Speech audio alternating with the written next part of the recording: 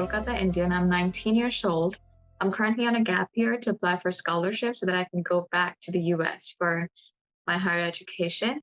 I was in the US the past 2 years, and the only reason I could go there was right.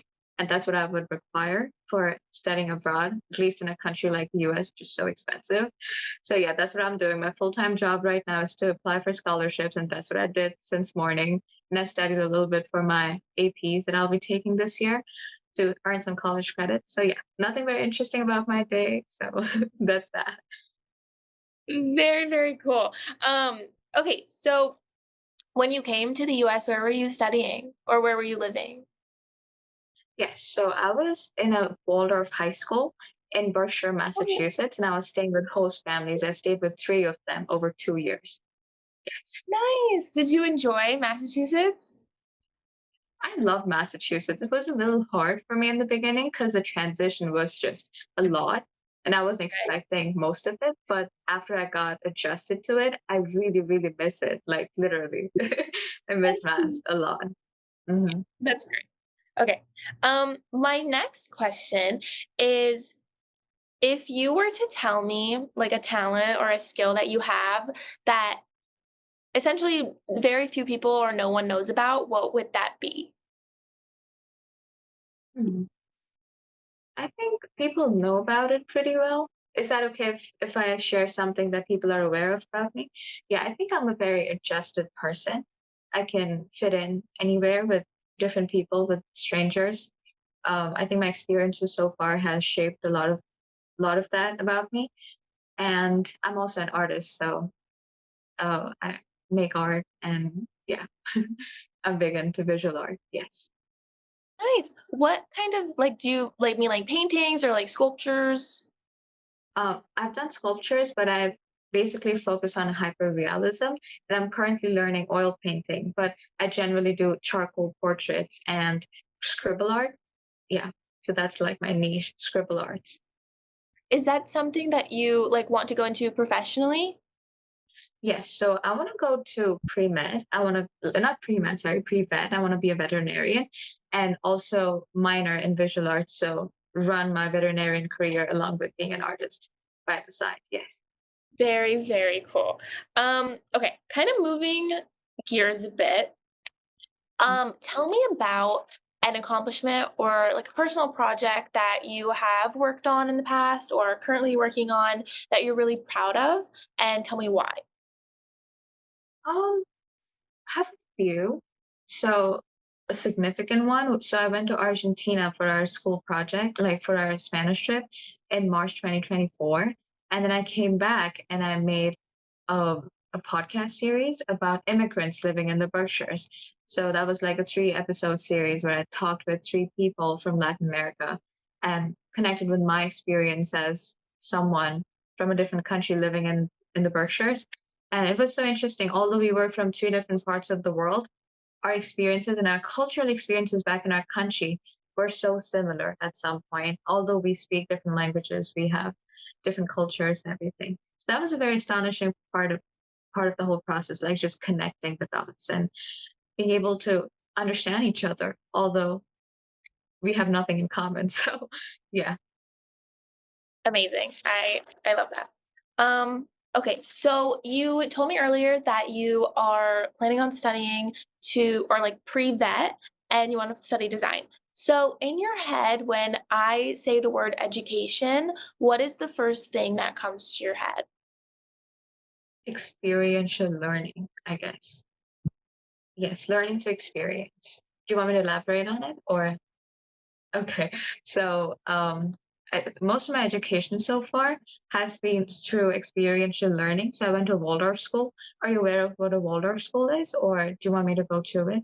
Okay, so a Waldorf school is an education model that was founded by a philosopher named Rudolf Steiner in Germany during the Nazis, right? And it's kind of it's kind of like philosophical model, but how it's applied in education is a very interesting way that it turns out.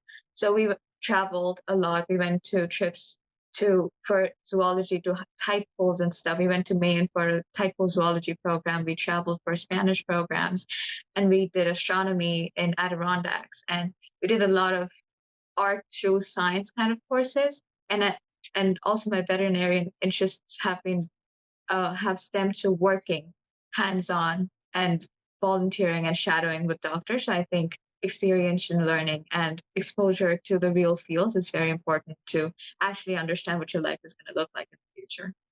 Yeah. Great answer, and also really cool experience that you got to go to a school like that. It's not Yeah. very, like, Mhm. popular, I but know. And I definitely went for very free. I didn't pay for any of my trips. It was all part of the scholarship. And I'm very grateful that I could have that experience. Yeah. amazing, amazing. Um, okay, my next question is tell me about someone that has left a impact on your life and why.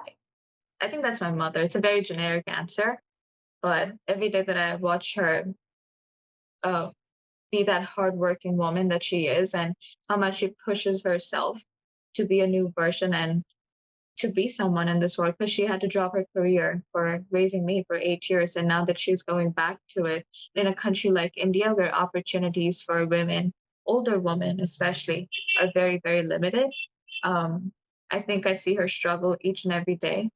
And that really inspires me because by the time I wake up in the morning, she already has done two of her jobs, two of her tutoring jobs. So I think she really motivates me, and I'm very close to my mother. Very generic answer, but it's generic for a reason, I guess. Yeah. No, everyone says that when they say their mom or their dad, they're like, it's a generic answer, but it's not. Like it's an Yeah. important answer, and I think it's Mhm. like it's a testament to how amazing your mother is that you said her as an answer. So it's very beautiful. Um, okay, tell me about a cause or like a social issue that you are really interested in or passionate about, and why is it important to you?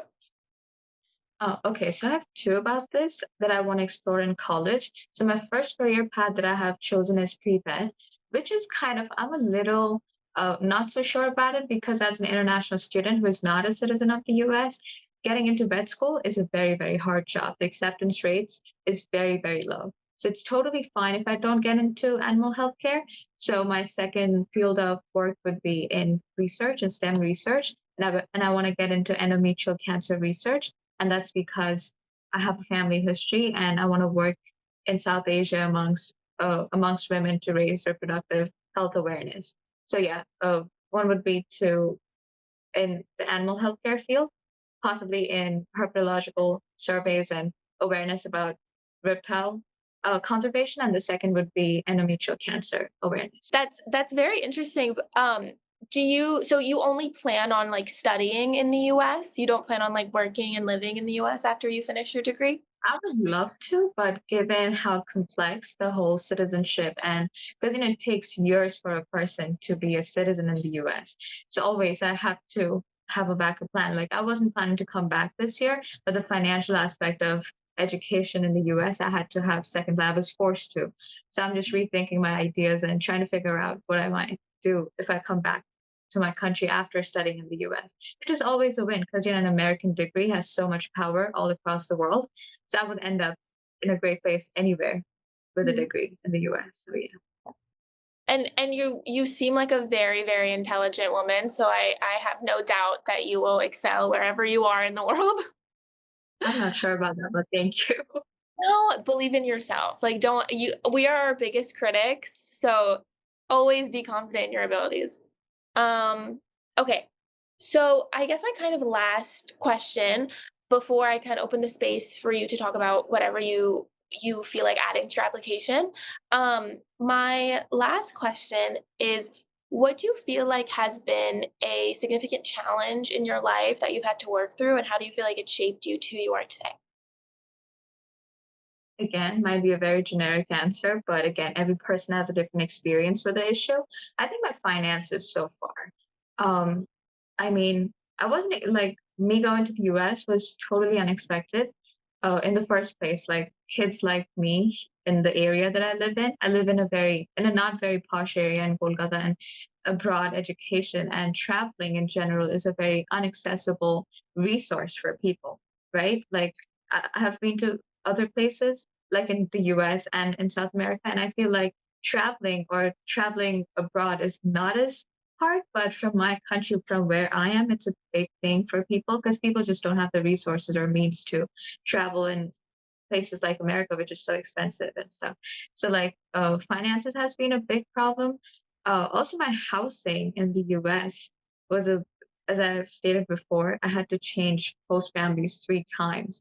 And not because I had problems with them, but because my high school was a very small institution with very limited people in that community.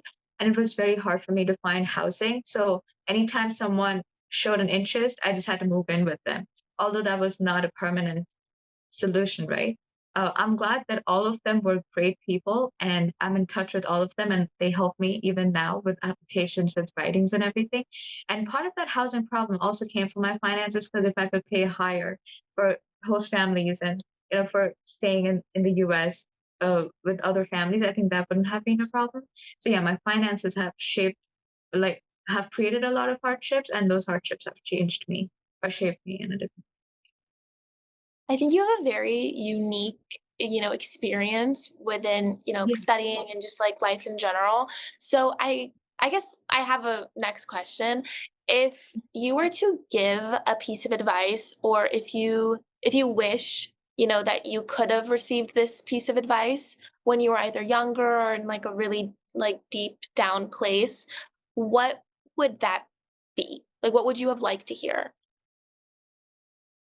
I have so many actually. Like, um, I don't know if I should say this, but um, growing up as an Asian kid, my life was a lot of competition, like, at every sphere, because of just how education is, how people are, and how young people are. It's a very competitive plane in South Asian or Asian countries in general. So I think my first stance of looking at people, my life until I went abroad was that person has that skill and how am I going to compete with it?